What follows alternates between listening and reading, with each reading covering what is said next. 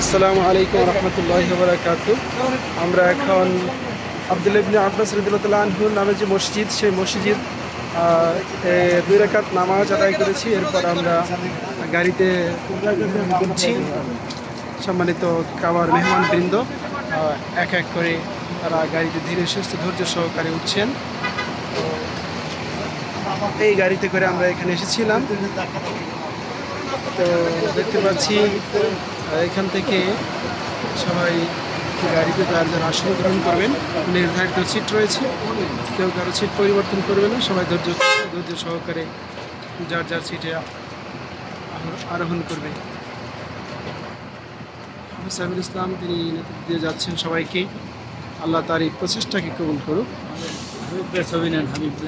যে আমাদের হাবিব ভাই বিশেষ আকর্ষণ এই কাফেলার একজন অন্ধ মানুষ, ভিক্ষুক মানুষ, তিনি নিয়াত করেছেন, আল্লাহ তার নিয়াতকে কবুল করেছে। আল্লাহ তাকে দীর্ঘ সুস্থ নেক হায়াত দারাজ করুক এবং জান্নাতের মেহমান হিসেবে কবুল করুক। আমিন। জি, আমাদের সকল মেহমান বৃন্দ গাড়িতে উঠেছেন, তাই সকলকে ধন্যবাদ জানিয়ে আমরা বিদায় নিচ্ছি আপনাদের কাছ থেকে। আসসালামু আলাইকুম ওয়া রাহমাতুল্লাহ।